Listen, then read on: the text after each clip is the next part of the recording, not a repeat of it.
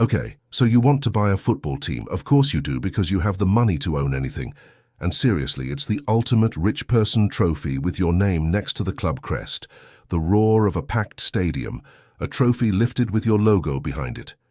It is the single most glamorous thing money can buy in sports, so let me show you something that should stop you before you sign. There's a stadium in Los Angeles called SoFi Stadium. It cost around $5 billion to build, and it was the most expensive stadium ever made, and the company whose name is plastered across it, SoFi, owns exactly none of it. I mean, zero. It just pays for the right to stick its name on the wall. The man who actually owns that building and the 238 acres of land wrapped around it is a real estate billionaire most fans have never heard of. And that right there is the whole secret of who really wins in this sport. Because here's the assumption almost everyone makes. You think the team owner is the king, the richest and most powerful person in the building, the one everybody envies, and so if you had the money, you'd buy the team. That's logically a trap, because in this sport there are two completely different things. You can own the team, or the ground it plays on, and they are not the same business at all. One is a glamorous machine that mostly eats money. The other is a boring machine that quietly prints it every single day, whether there's a game on or not. So today we're doing something different. We're putting the two side by side, the team versus the stadium, and figuring out which one actually makes you rich. And by the end, you'll understand why the smartest owner in sports doesn't want to be the guy lifting the trophy. He wants to be the guy who owns the floor the trophy gets lifted on. Stick around for the part about the family who bought a football club using the club's own money, because that's what happens when you buy the wrong side of this. Let's start shopping. First, the price of glory of the team. A top football club is one of the most expensive toys on earth. The biggest clubs in the world are valued in the billions, and even a mid-table team in a major league will cost you hundreds of millions.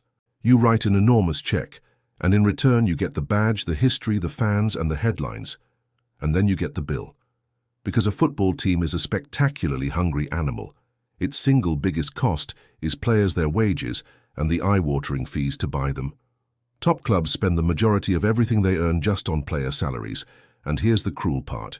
You don't fully control that cost. If a rival club offers your star player more, you either match it or lose him. The transfer market sets your budget, not you. You can win the league, actually lift the trophy, and still lose money doing it. The team is a treadmill. You spend more to win. Winning demands you spend even more, and the moment you stop spending, you start losing on the pitch and on the balance sheet as well. Now the boring option is the stadium. And it's the same sport in which you want to invest. Also costs a fortune to build billions at the top end. But watch what it does once it's standing, because this is where the entire argument flips. A football team plays maybe 20 or 30 home games a year, 20-odd days where the asset makes money. The other 300-plus days, the team's stadium mostly just sits there, unless you own the building, because then those empty days aren't empty at all. This is the reveal, and once you see it, you can't unsee it. The stadium owner doesn't make money from football. He makes money from the building. He sells the naming rights. One company pays tens of millions a year just to put its name on the wall, like SoFi did. He sells the luxury suites and the corporate boxes, the most profitable seats in the house. In America, he can even charge you a fee for the right to then buy a season ticket, a license on the seat, before you've bought a single game. He rents the place out for concerts, for other sports, for events. On all those days, the team isn't playing. He takes a cut of every beer, every burger, every car in the parking lot. At SoFi Stadium, 2 NFL teams play there, and neither of them owns it. They keep their ticket and concession money on game days. But the owner of the building, the real estate billionaire, keeps essentially all the other money the stadium generates. The teams are in the most literal sense his tenants. That's the difference in one image. The team owner owns 20 exciting days a year and a runaway wage bill. The stadium owner owns the building 365 days a year and rents it back to everyone, including the team. But we're not even at the real money yet, because the smartest operators figured out that the stadium itself is just the anchor. The actual gold mine is the land around it. Look at what the Atlanta Braves did. They didn't just build a ballpark, but they built a whole neighborhood around it called the Battery, which included offices, apartments, restaurants, a music venue, 2 million square feet of real estate that pays rent every day of the year, running at around 99% occupancy, completely independent of whether the team wins or loses. The stadium pulls the crowds in. The real estate empire around it collects from them long after the final whistle. Sports teams across America are now on track to become some of the biggest commercial landlords in the entire country. They stopped thinking of themselves as teams. They started thinking of themselves as landlords with a stadium as the front door. So on pure economics, the scoreboard is already lopsided. The team is a volatile, wage-bloated trophy. The stadium and the land around it is a boring, relentless, 365-day money machine. Now, before I show you what happens to someone who buys the wrong side of this, just drop it in the comments. If someone handed you $2 billion, would you buy the famous team, the glory, your name in the headlines, the trophy? Or would you be the quiet one who buys the stadium and the land and lets the team be your tenant? Trophy or landlord? Tell me below, because your answer decides whether you'd be famous or whether you'd be rich, and they are very much not the same thing. And if you like watching how the money in sports actually works underneath the noise, then you can subscribe to the channel. This is Stupid Rich Math, and the whole point of this channel is finding the quiet machine hiding behind the loud one. Okay, now let me tell you the story of what buying the trophy can actually cost you. Come to the Manchester. Manchester United is one of the most famous football clubs on the planet, over a century old, and for most of its history completely debt-free. Then in 2005, an American family called the Glazers decided they wanted it. Now, here's how a normal person imagines buying a club. You have the money, you pay for it, and you own it. That is not what happened. The Glazers bought Manchester United using a leveraged buyout, and the key word is leveraged. Instead of paying with their own billions, they borrowed most of the money.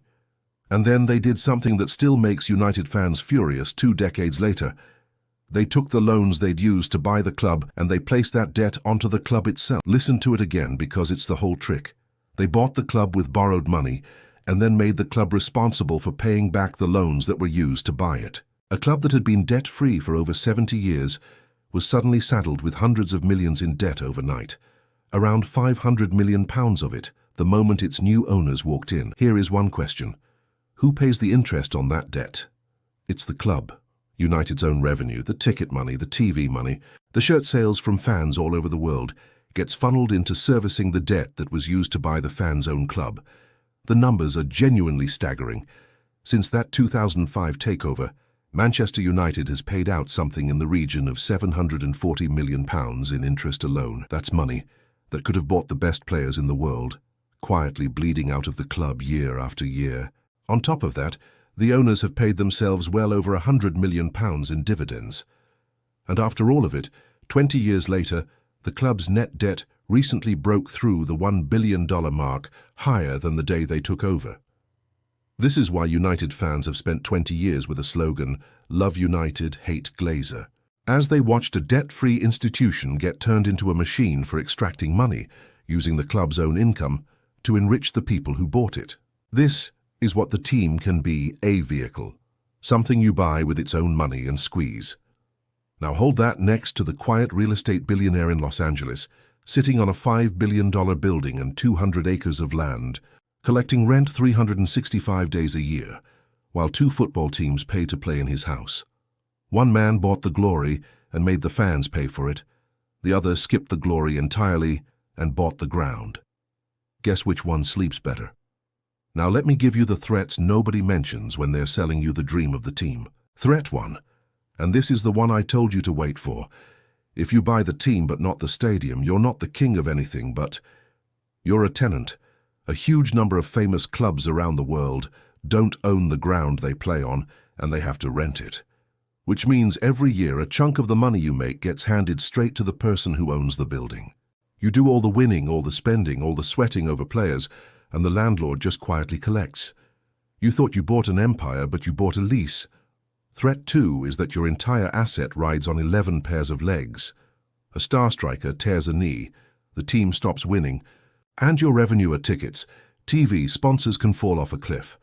Relegation to a lower division can wipe out a fortune overnight. The stadium doesn't care who's injured, and the concert still sells out.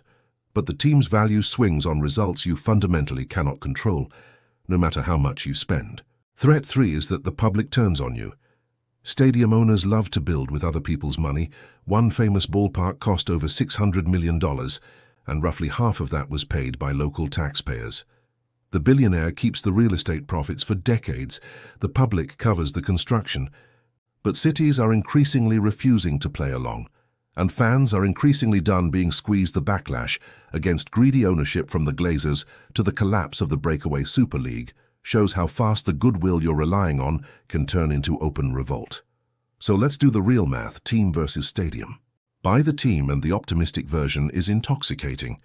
Your club wins, the brand explodes globally, the value of the franchise soars, and you're a celebrity.